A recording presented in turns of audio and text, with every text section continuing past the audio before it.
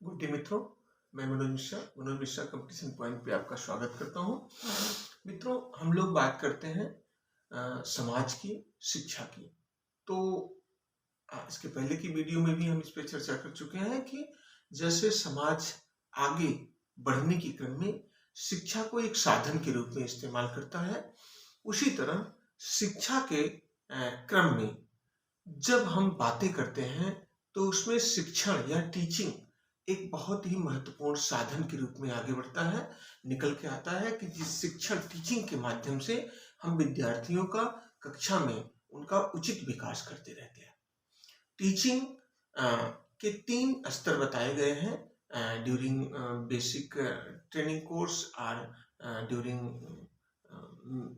माध्यमिक teaching course या माध्यमिक या सेकेंडरी लेवल की जो हम टीचिंग ट्रेनिंग की बात करते हैं, तो वहाँ micro lesson plan, simulated teaching या हम कह सकते हैं कि समावेशी शिक्षा कौशल के माध्यम से और कक्षा शिक्षण के माध्यम से टीचिंग आगे बढ़ती है। और इन टीचिंग के क्रम को उनके घटकों के माध्यम से एक एक करके जब हम सीखते हैं तो वह माइक्रो लेसन प्लान के तहत बात आती है। फिर उन सारे सूक्ष्म पाठ्य योजना को जब हम एक समन्वित रूप में अपने ही विद्यार्थी सहपाठियों के समक्ष उन्हें एक क्रम में प्रस्तुत करने लगता है, तो वह सिमुलेटेड टीचिंग या समावेशी शिक्षा के रूप में कक्षा शिक्षण के रूप में आगे बढ़ती है। और जब स्वाभाविक कक्षा में वही विद्यार्थी जाके छोटे बच्चों या कक्षा में छात्र छात्राओं के समक्ष वह प्यूपिल टीचर या छात्राध्यापिका छात्राध्यापक अपने पाठ लेसन प्लान को प्रस्तुत करता है, तो वह कक्षा शिक्षण के रूप में आता है। बीएड कोर्स में हम लोग 40 लेसन प्लान का लगभग सभी विश्वविद्यालयों में लगभग 40 लेसन प्लान 20 एक सब्जेक्ट के 20 दूसरे सब्जेक्ट के पाठ्य योजना को विद्यार्थी या ट्रेनीज पीटीएस बनाते हैं प्यूपिल टीचर्स, और उन्हें वो क्रम से पढ़ाते हैं जिससे उनका अभ्यास हो जाता है पढ़ाने का। और उस पढ़ाने के क्रम में या लेसन प्लान बनाने के क्रम में जिस मॉडल का सबसे अधिक उपयोग होता है उसे हम हर्बर्टियन मॉडल कहते हैं। पूरे लेसन प्लान में जब हम क्रम से आगे बात रखते हैं तो उसमें हम लोग जो एंट्रीज फिल करते हैं, उसके बाद उद्देश्य कथन लिखते हैं। उद्देश्य कथन में कुछ सामान्य उद्देश्य होते हैं, अपने अपने विषय के कुछ अलग अलग सामान्य उद्देश्य होते हैं, और वो सामान्य उद्देश्य विषय परक होते हैं। लेकिन एक विशिष्ट उद्देश्य होता है जिसे हम लोग स्पेसिफिक ऑब्जेक्टिव कहते हैं। वो विशिष्ट उद्देश्य उस टॉपिक बेस्ड होते हैं जो बेसिक उस टॉपिक का कॉन्सेप्ट होता है जिसको देके टीचर उस पाठ को बच्चों के मन मस्तिष्क में बैठाता है।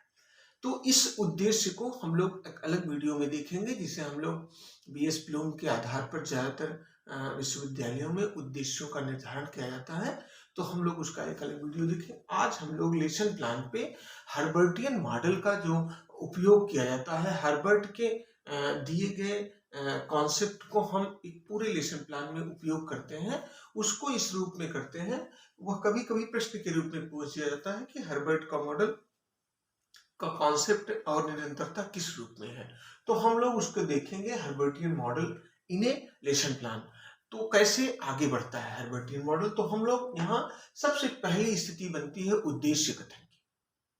उद्देश्य कथन, जैसा कि हम लोग जानते हैं कि प्रस्तावना का प्रश्न किया जाता है बच्चों के पूर्व ज्ञान के आधार से शुरू करके, और समस्यात्मक प्रश्न पे लाके जब विद्यार्थी को हम थोड़ा सा अपनी तरफ आकर्षित कर लेते हैं, तो हम वहां जब समस्या की स्थिति बनती है या विद्यार्थी उत्तर दे भी देते हैं, तो हम टॉपिक को फोकस करते हुए स्टेटमेंट ऑफ एम की बात करते हैं, उसे हम उद्देश्य कथन कहते हैं। तो यह पहला हर्बर्टियन मॉडल का चरण है। इनका पंचपदी प्रणाली कही जाती है।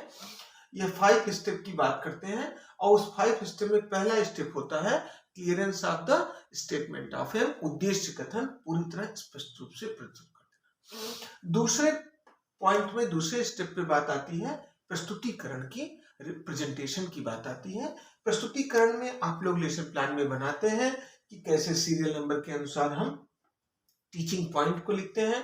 टीचिंग पॉइंट से पहले ही हम डेवलपमेंटल क्वेश्चन पूछते हैं। डेवलपमेंटल क्वेश्चन का उत्तर स्टूडेंट एक्शन अपने में उत्तर देते हैं। इसमें हम लोग जो विधियां इस्तेमाल करते हैं उसे मेथड या क्वेश्चनिंग स्किल कहते हैं, प्रश्नीकरण विधि। ब्लैक बोर्ड वर्क भी इसके साथ में लोग करते हैं। तो ऐसा कॉलम आप बनाते हैं उस टीचिंग लर्निंग प्रोसेस के दौरान जब हम कक्षा शिक्षण कर रहे होते हैं। तो इस तरह ऐसे 3 या 4 टीचिंग पॉइंट के अनुसार हम पूरा प्रस्तुतिकरण करते हैं और उसको स्पष्टीकरण के माध्यम से हम एक एक करके आगे बढ़ाते हैं। तो हम कह सकते हैं इनका पहला स्टेप ये हुआ, दूसरा स्टेप प्रेजेंटिव प्रस्तुतिकरण हुआ और तीसरा स्टेप इनका स्पष्टीकरण हुआ। फोर्थ स्टेप में बात हम लोग करते हैं इसके जनरलाइजेशन की। जब पूरे स्पष्टीकरण के बाद कॉम्प्रिहेंसिव क्वेश्चन पूछा जाता है, ड्यूरिंग कॉम्प्रिहेंसिव क्वेश्चन उनके बोध की स्थिति को ये कितना सीख पाए ये जानने का प्रयास होता है। अप्रत्यक्ष रूप से इसमें एक तरह से उत्तरों को जनरलाइज किया जाता है, उनसे लिखवाया जाता है, उनसे पूछा जाता है। तो और पुनरावृत्ति के प्रश्नों के अनुसार हम सामान्यीकृत करते हैं, अर्थात सामान्यीकरण जो है यह फोर्थ स्टेप के रूप में आता है। इसे हम फोर्थ स्टेप कहते हैं इस teaching Herbartian method of 5 steps process.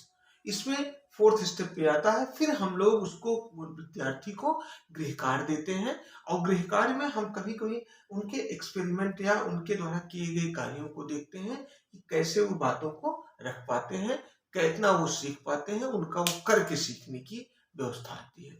तो इस तरह हम लोग को देखते हैं हर्बर्टियन मॉडल ऑफ टीचिंग में 5 स्टेप को उन्होंने इस रूप में प्रस्तुत किया है। इसका क्रम इस प्रकार है: उद्देश्य कथन, प्रस्तुतिकरण, स्पष्टीकरण, सामान्यीकरण और प्रयोग। इसके माध्यम से हर्बर्ट महोदय ने अपने एक लेसन प्लान बनाने की योजना को बताया है, जिसको हम लोग इस तरह फॉलो अप करते हैं लेसन प्लान में, जैसे उनका अनुप्रयोग कर पाते हैं।